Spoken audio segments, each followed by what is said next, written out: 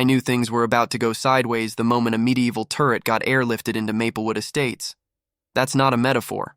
I mean a literal plywood and fiberglass turret, complete with fake stonework and an aggressively large American flag dangling from a black ops-looking helicopter like it was being deployed to invade the suburbs. And yes, Karen was screaming. "That structure is unapproved!" She howled into her little HOA-issued megaphone, voice cracking like a bootleg televangelist at a Sunday revival. "We have a height limit!" I sipped my coffee from a mug that said, "World's Most Tired Property Owner," and leaned against my perfectly legal 6-foot fence, watching the chaos unfold like it was an episode of HOA Wars, Civil Breakdown Edition. Karen, for the record, is the self-appointed queen of the Homeowners Association. President by vote, dictator by vibe, blonde bob, pearl earrings, the wrath of 1,000 HOA bylaws packed into 5'3" of passive aggression. The turret wasn't mine, sadly. It was Pete's, a former Marine turned lawn ornament vigilante with a deep hatred for Karen and a very specific revenge kink for medieval siege weapons. His words, not mine. But we'll get to Pete later. The real fun started 3 weeks before. The turret incident, when Karen committed the cardinal sin of trespassing on my sacred land. Let me clarify something up front. I own a side lot. It's not huge, but it's mine. Purchased outright along with the house back in 2008 when the market was desperate, and I was dumb enough to believe cul-de-sac meant peace. It's a patch of crabgrass and gravel that I mostly use for junk storage, angry gardening, and parking my ex-Army Humvee named Brenda. Legally mine, deeded, surveyed, fenced, and yet. During the annual Maplewood Community BBQ and lawn judging, an event as horrifying as it sounds, I stepped away for an hour to grab ice. 1 hour. When I came back, Karen had opened the chain gate and told her Karenlings, "Oh, just park over there. It's common space now." I counted 7 SUVs, 3 trucks, 1 suspicious Prius, and a golf cart. All on my lot. I approached her slowly, as one does when dealing with wild animals or unpaid interns. "Karen," I said, voice even, "why are these people parked on my property?" "Oh, don't be difficult," she said, waving a hand like she was shooing away a child with a kazoo. "No one uses that dusty patch anyway. It's more efficient this way." Efficient, like gerrymandering or tax evasion. I smiled the kind of smile that makes lab rats nervous. "So just to confirm, you're unilaterally deciding my property is now HOA land?" Karen blinked, clearly calculating whether this was a trap. It was. Well, we discussed it briefly, at the last board meeting. I wasn't at that meeting. You weren't invited. She said it like it was my fault for not being part of her little cult of lawn worshippers and garden gnome fascists. That night, I didn't sleep. I schemed. By sunrise, the lot was cleared. Brenda the Humvee was back in her spot, flanked by a brand new custom-made metal sign reading, "Private property, not hoe land. Violators will be towed with prejudice." Underneath, I added, "Not metaphorical prejudice, literal, flatbed, gone." Karen was outside the next morning in a lemon-colored cardigan, standing 5 inches away from the sign like it had personally insulted her casserole. She rang my doorbell 17 times. When I finally answered, shirtless, holding a box of toaster waffles, she thrust a paper in my face. "You've been fined $500 for violation 12B, unauthorized signage visible from the street, and Brenda counts as a visual obstruction under Clause 4D. I took the paper, glanced at it, and used it to prop open the screen door so my cat could wander out. "Karen," I said, "I will wipe my waffle syrup on this fine and frame it." She stormed off, muttering something about decorum and legal ramifications. I think I heard the word nuisance thrown in with the venom of a soap opera villain. But then she escalated, because petty people don't back down. They double down.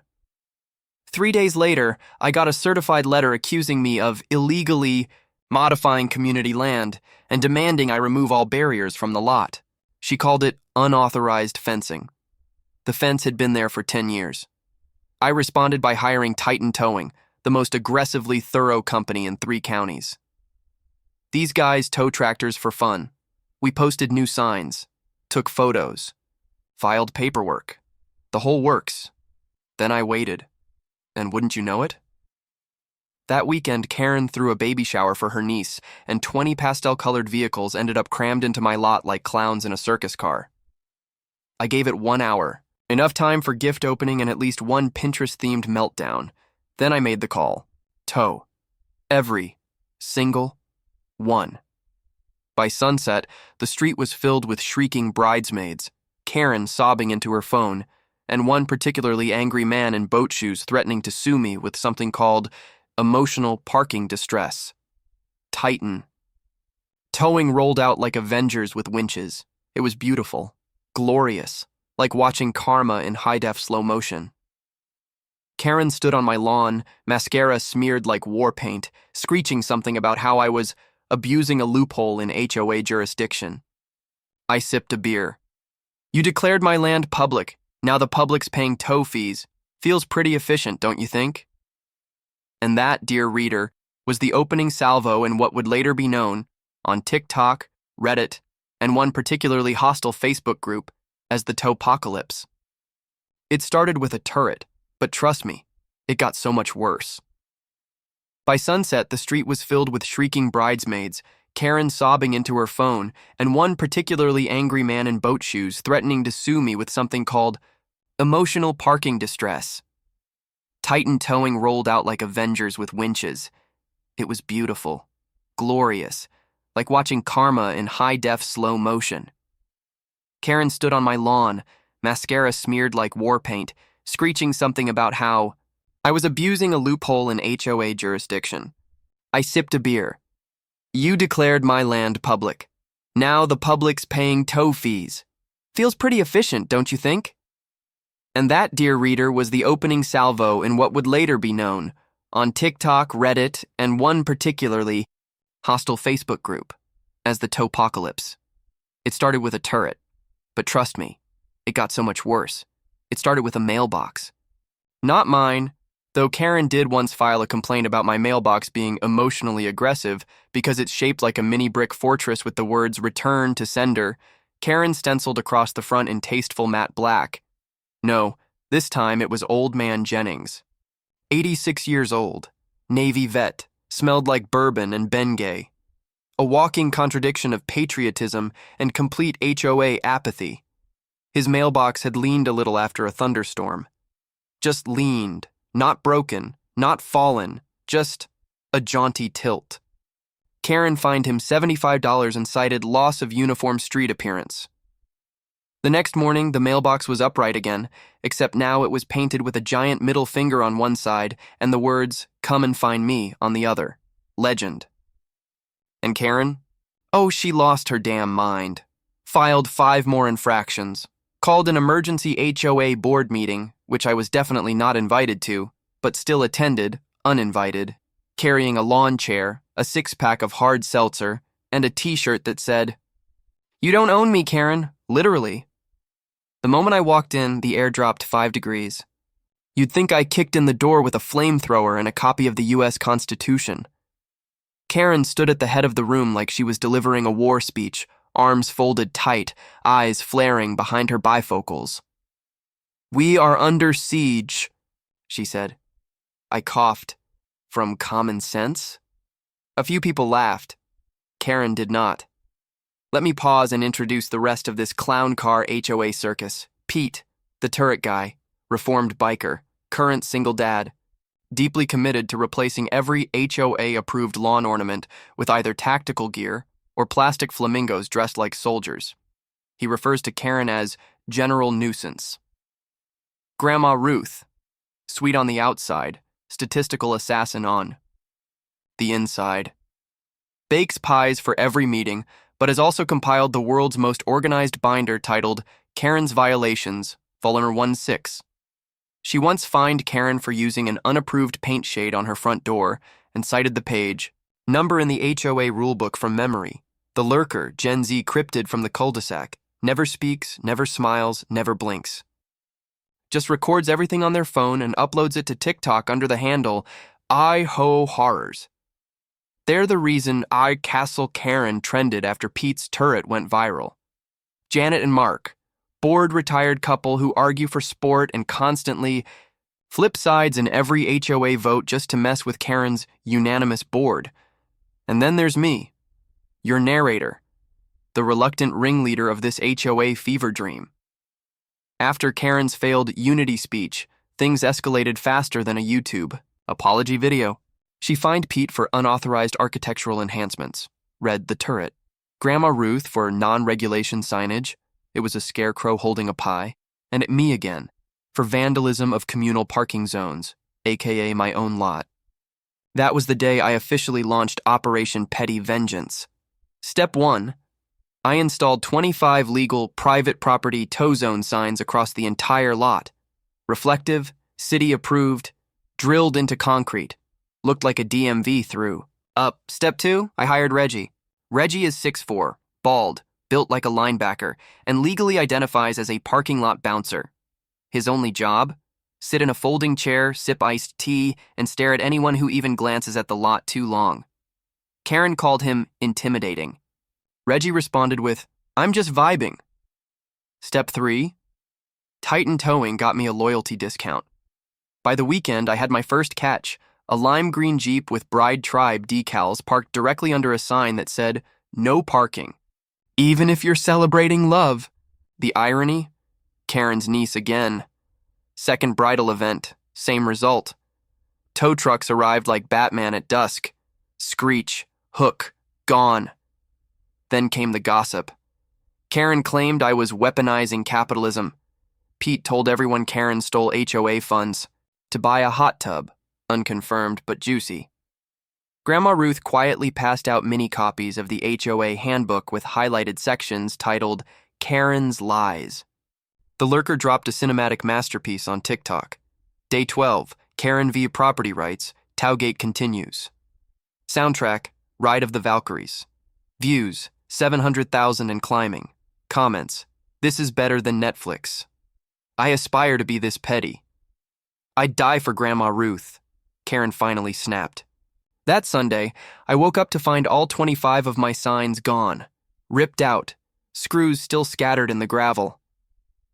Karen stood at the edge of the lot, hands on hips, smug smile blooming like a villain revealing the bomb timer. Community beautification. Project, she said. You're welcome. I didn't say a word, just nodded, walked back inside, dialed Titan Towing. And then I filed an official police report for vandalism of private signage, complete with video footage from the lurker's drone cam. Yes, there's drone footage now. This is war. That night, I made my final move for the week. I spray painted, "You park, I tow. No warnings, no mercy," across the fence in glowing reflective paint. Karen called the city code enforcer the next day. His verdict? Looks legal to me, nice handwriting. They say petty is a choice. I say it's a survival tactic. And judging by the dozen tow requests, waiting in my inbox by Monday morning, I wasn't the only one getting sick of Karen's reign. Because when the HOA becomes your enemy, you tow first. Ask questions never. You ever see 12 SUVs get towed at once? It's like synchronized swimming, but with hydraulic winches and people crying into Bluetooth headsets. We called it towpocalypse. Not because of the sheer volume of towing, though trust me, it was majestic, but because it marked the exact moment Karen lost her ever-loving mind and declared a community state of emergency. Yes, she used those words, on a laminated sign, taped to a stop sign, but I'm getting ahead of myself. Let's rewind to the moment that lit the fuse. It was a Friday afternoon. The sun was out. The HOA newsletter had just gone out with a list of new compliance initiatives, including no wind chimes over 4 inches in length. Lawn chairs must match house color schemes. Unauthorized vehicles may be subject to community relocation efforts. That last one? Yeah, Karen's code for "we're gonna tow your car if I don't like where it is." Irony alert. She was planning a baby shower. Again. Her third this year. The woman was running an underground Etsy-powered fertility cult, I swear. The invitation said to park anywhere near lot 22. You guessed it. That's my lot. I stood with Reggie, lawn chair, clipboard, an entire folder titled Tell Me I Dare You. Then came the flood. Vans, Jeeps, crossovers, a Hummer with a baby on board sticker and a unicorn horn glued to the hood. A white Tesla parked sideways, blocking Brenda the Humvee like it wanted a duel. Reggie raised an eyebrow. This feels personal, I called Titan. Deploy the fleet. 10 minutes later, the cavalry arrived. 4 flatbeds, 2 spotters, one guy named Snake who wore fingerless gloves and definitely used to be a bounty hunter. The screaming began immediately. You can't do this! This is a community! I'm a mother! Karen came storming down the cul-de-sac in wedges and wrath, wielding an iPad like a courtroom exhibit. I have a temporary parking variance, she shouted. Do you have it in writing? I asked sweetly. It's on a Google Doc. Snake took one look and said, Nope. And Brenda's headlights flicked on like she agreed. Cars started, vanishing like bad decisions at spring break. One by one, they were lifted, wheeled, and carted off into the suburban sunset. Karen physically threw herself in front of a red Dodge Durango. Snake veered around her without breaking pace. Ma'am, step aside or become cargo. She screamed like a kettle left on the stove. I swear birds flew out of nearby trees. Then, because life is a gift, the local news van showed up. Apparently, the lurker had live-streamed the entire ordeal under the caption, Karen declares martial law over parking spaces.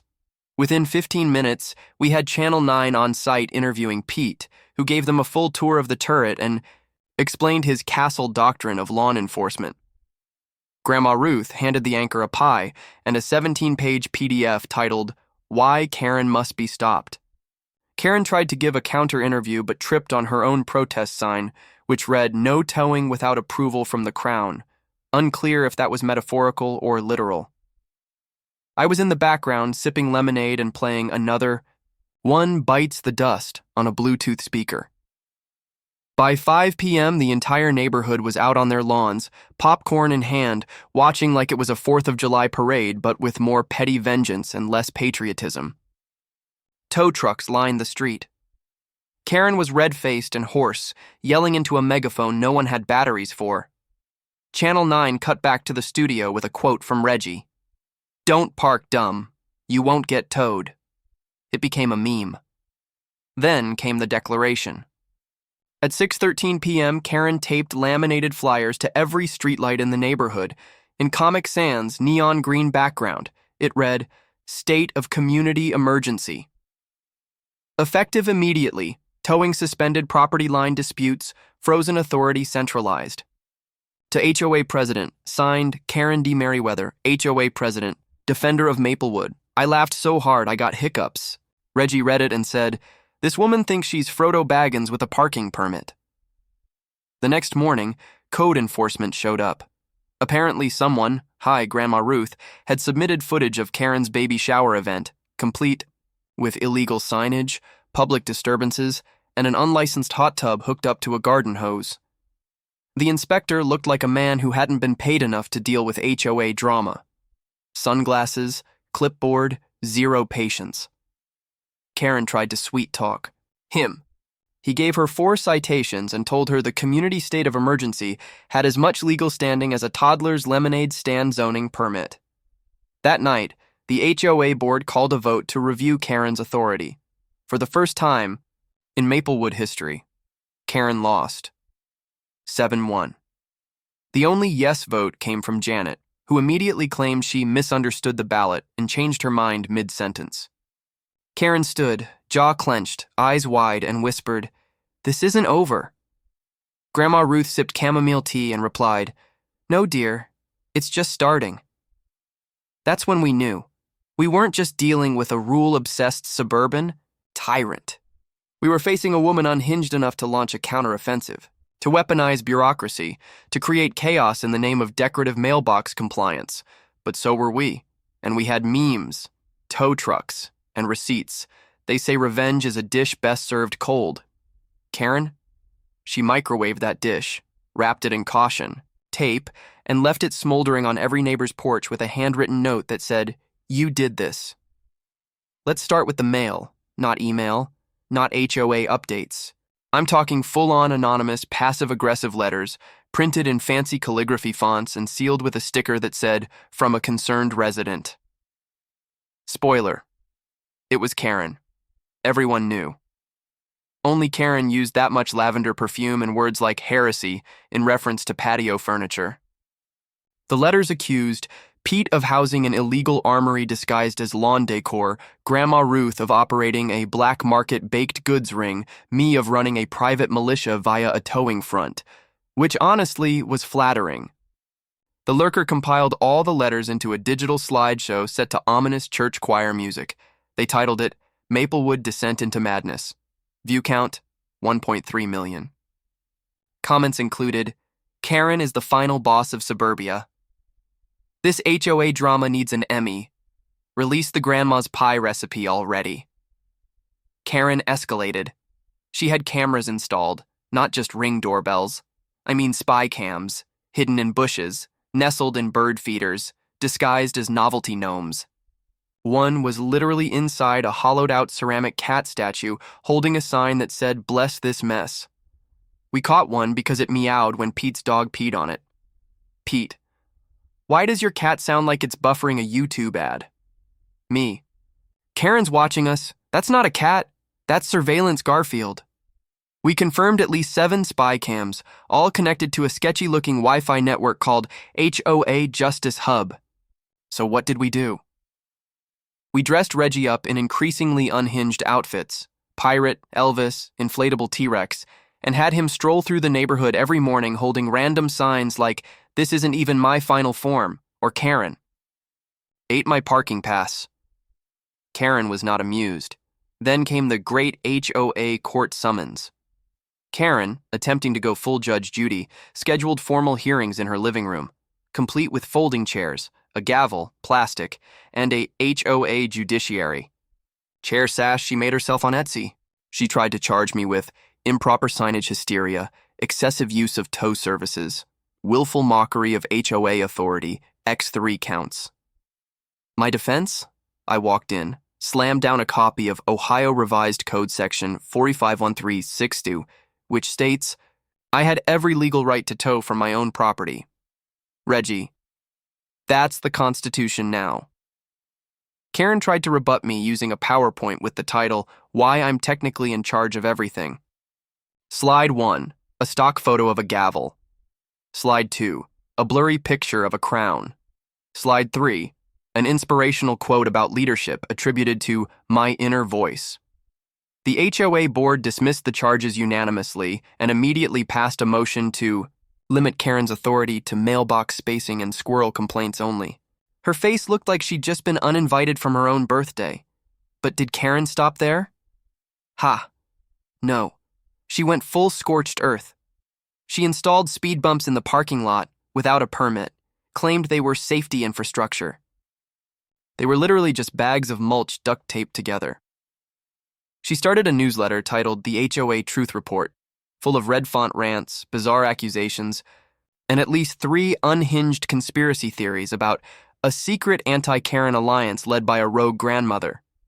She even tried to get the lurker banned from filming in public. Spoiler. The lurker brought in a First Amendment lawyer and filmed the HOA meeting from a motorized scooter while wearing a press badge printed on a Pop-Tart box. Karen banned the scooter. The scooter returned, with a GoPro and a bullhorn that played yakety sax on loop. And just when we thought we'd survived peak Karen, the final twist landed. She sued me. Not a cease and desist. Not a fine. A lawsuit, filed in small claims court for emotional damages, vehicular displacement trauma, and reputational harm via meme exposure. The lurker threw a lawsuit Eve livestream. Pete made shirts that said Tau and Order HOA Crimes. Unit. Grandma Ruth baked cookies shaped like tow trucks with the word guilty in icing. Karen? She showed up to court in a floor-length velvet robe.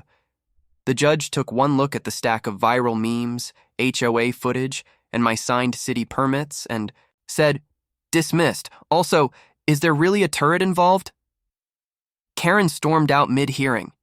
Later that week, we saw her car parked exactly 1 inch over the line of the community fire lane. We didn't say a word. We just smiled.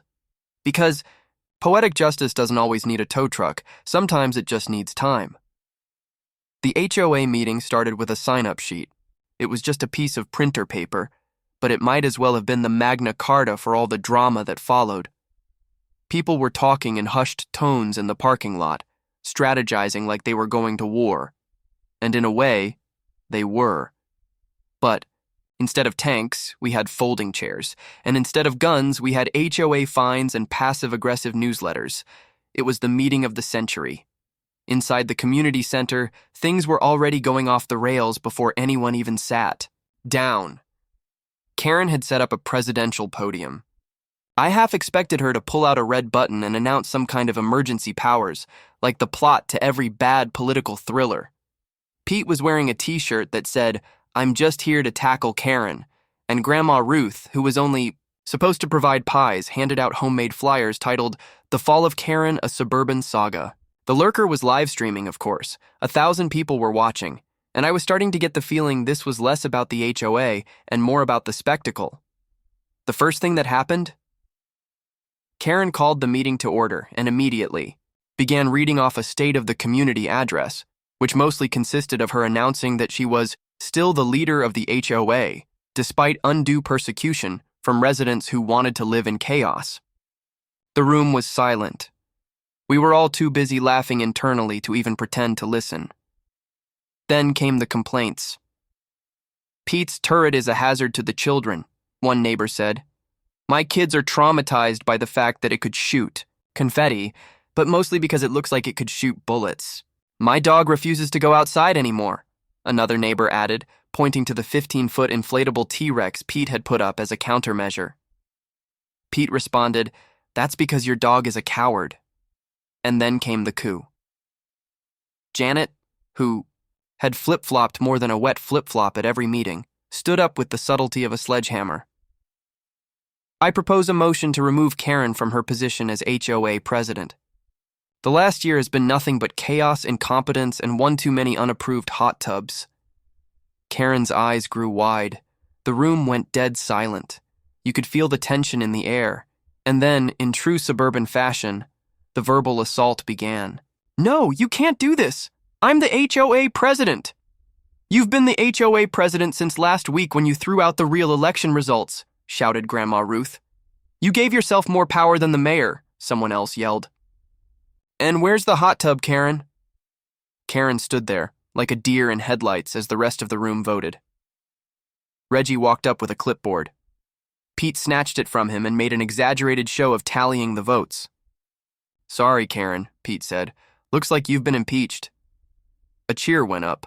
People high-fived, hugged, and even Grandma Ruth did a little jig. Karen, still standing at her podium like she was about to storm the White House, screamed, "This isn't over! I will not go quietly into the night!" But she did, just not the way she thought. By the time the vote was counted, Karen was dethroned, and Janet was elected temporary president of the HOA, which, given Janet's flip-flopping tendencies, meant she'd probably be removed next week. But for the time being, we had a new leader, and no one cared about the paperwork for the next 5 minutes. The meeting ended in a giant BBQ, courtesy of Pete, who grilled his own hot dogs with a smug look on his face, like this was a war victory. Reggie tried to serve as DJ, but his entire playlist was just "Eye of the Tiger" and "We Are the Champions." Then came the fallout. Over the next week, the neighborhood was divided. Half the people celebrated Karen's fall, while the other half went into full-blown Karen sympathizer mode. Social media was a battlefield. Facebook groups were on fire. One post from the lurker went viral again, titled "The Rise and Fall of Karen, A Tale of Suburban Tyranny," which featured every single meme about her from the past year and a half, including footage of her attempting to confront the tow trucks while "The Final Countdown" played in the background. View count, 2.8 million. Comments: "I can't decide if I want to be Pete or Grandma Ruth when I grow up. This is the best reality show I've ever watched." Karen, of course, was furious. She filed complaints with the city council. She even got a lawyer who sent us all a letter claiming the results were unconstitutional and that she was reclaiming her seat by force of will. Which, great job, Karen. You're really building your case. But the best part? The poetic justice. Karen, who had tried to turn the HOA into her personal kingdom, was now the laughingstock of the neighborhood. A month later, we got a letter. From her new HOA, she'd moved to a stricter neighborhood, one that required pre-approval for grass height. That was how we knew the reign of terror had ended.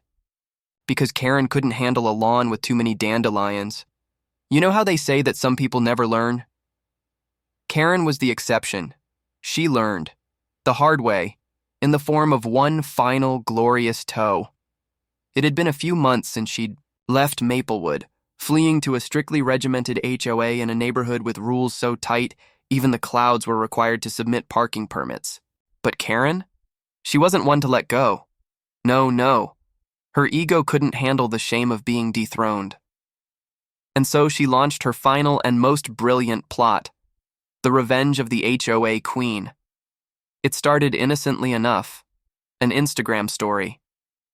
You know, the kind where Karen posted a photo of her front door, painted in approved HOA colors with the caption, "In this house, we follow the rules," because that's what real leaders do. Fine, whatever. I didn't even look at the post because, frankly, it was a sad attempt at declaring victory over a lost cause. But she saw my post. Oh yes, she saw it. It was a picture of my lawn, perfectly, manicured with a smug caption, "Not every HOA needs a tyrant. Some of us just know how to mow a lawn right." The game was on. That's when Karen made her move. She bought a house across the street from me. And not just any house. A house with a view of my lawn. A house so big, so ostentatious, it was basically a shrine to all things Karen. The most ironic part? The neighborhood had a rule about visible trash bins, and there, in her front yard, was a giant oversized trash bin with the words, "You've been towed," painted on it. Of course, Karen immediately began to impose her reign over the neighborhood, just in time for the first official neighborhood meeting. She showed up with her HOA ambassador sash, you know, the one she wore to every meeting like it was some kind of magical talisman that gave her authority. The problem? She didn't have authority. Not anymore. No one cared about her opinion except for a few hopefuls who were too afraid to speak up. This is where I went full nuclear option. Reggie and I were in the middle of our usual, "what's the worst that can happen?" conversation when I noticed something odd. Karen's car, a new luxury SUV, completely blocking my private property again. Not just blocking, but parked directly on my lawn. Like, on my lawn. Not a tire off. Not just near my driveway. No. She was sitting on my grass, like some kind of silent declaration of war. I took a deep breath, let it simmer, let it stew.